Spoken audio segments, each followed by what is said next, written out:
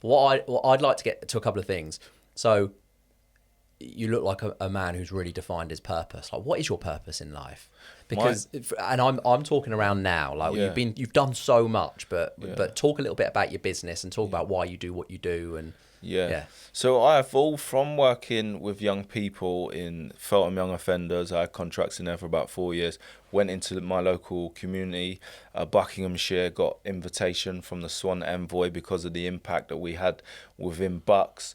Like, my team were like social workers. They were just multi-hats doing multiple work within there. So I got invitation to sit on the Swan Envoy. But then I evolved from that because I was able to work with adults, business owners, and give them different insights to the traditional systems and processes and even the way of thinking about the business. I'll go in. So what I do on a one-to-one, now I'm going into the company and doing that one-to-many, getting all the information and then getting certain downloads and then recommendations, and then working with the people to implement, break those narratives of limiting beliefs A, B, and C, and just sprinkle in some real consciousness with the core four of excellence: consciousness, communication, competency, and compassion in the business. And what was happening, there was a big shift with the founders, directors, but also from grassroots, empowering them.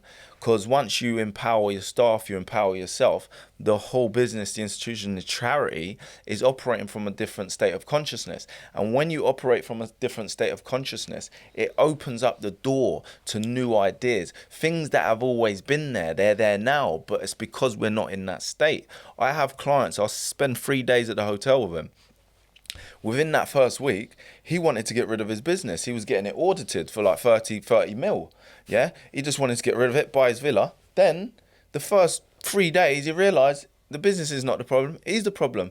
Now he's stepped into his purpose as a leader. He's been in the company for 20 years. Wow. Now he's going global, and within the first 2 weeks, he's 10x'd his investment with myself, and now he's just like a man on a mission. So it's just using my ability to activate people, and I believe it's regulation.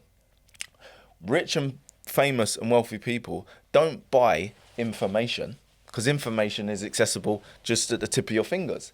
They buy regulation, because regulation is a vibration, and a vibration is creation. So what I do with my methodology, I help individual business owners, entrepreneurs, executives, and then sometimes I go in with a company and just help them tap into their purpose, and that's activating. Because sometimes we can go dormant. We could be working in the business and it gets a bit competitive, it gets a bit robotic, and then we start resenting our own position, our own roles. I think that's half the world. Exactly. It's interesting because I think a lot of consultants, not that I don't think you call yourself a consultant. No, I am. I'm an advisor and consultant. Fine. A human asset manager, advisor and consultant in human potential. So it's interesting, isn't it? Because a lot of consultants will go into the business, right? They're looking at the business. They're looking at the strategy behind the business, the vision. You're looking at the people. Yes.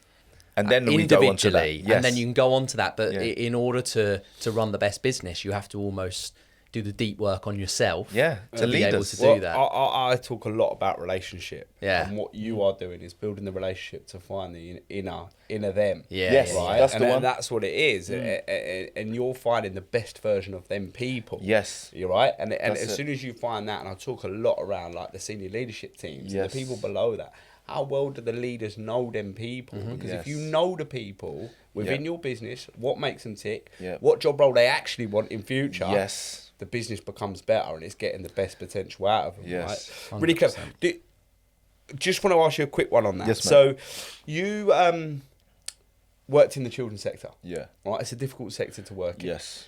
Did you get to the point where you were like, do you know what? I don't want to rely on local authorities or councils or schools. Yes. I want to be responsible for myself because again, it's taking control of I am in control of what I do now, so I'm going to get out there because it was a big change from what you were doing. Yes. Did you kind of want to take but like you talk about in your life and the people around it, did you want to just take complete control of everything? Yeah. It's on me now. See, we're getting nuggets coming out. He's getting nuggets out of me. No, because I didn't ever look at it like that, even though there was residue of it, but you're bang on there. Because when, say, cuts are being...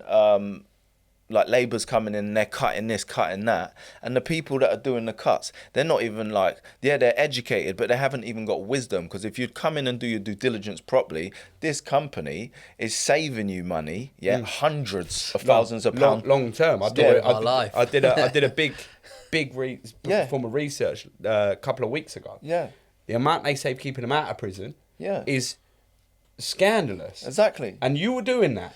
But they make it so hard for you to do that, and organisations to do that. Exactly. Well, even out of prison, say you got a kid on doles, yeah? So there's 5 to 1, yeah? They're spending hundreds of thousands per month, yeah, on this one child.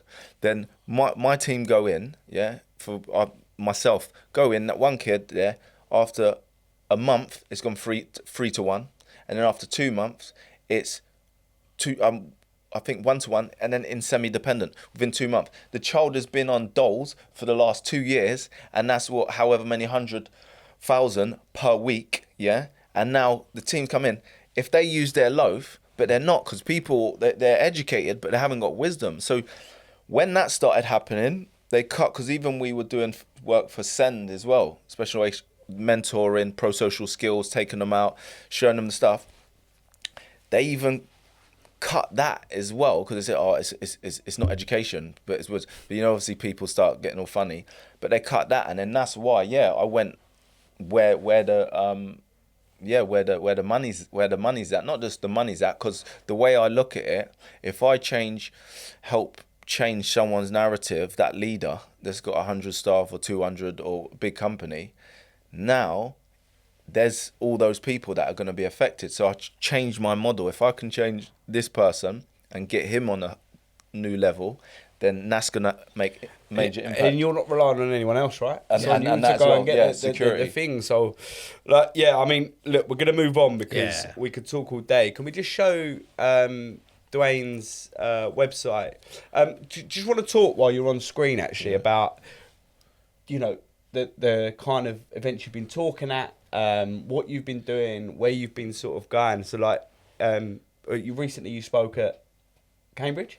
No, Oxford. Oxford.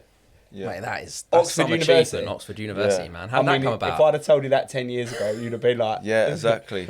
The opportunities of that's come, I think, due to the extreme turnaround has been, pivotal for me. Look, all the 100 or however many officers giving back to society, community, and I think the government are very they're lacking bringing people like ourselves in those positions, on those tables, to bring some real grassroots wisdom, because it's beyond education. And I think once you bring the wisdom there, we're able to make a bigger impact within society. So I think everybody in the world wants to know someone else is going through what you're going through. Yeah. So if someone else has been through or going through, you're not alone. And I think that's one of our biggest things is whenever people go through stuff, trauma, whatever it is, they feel alone. And when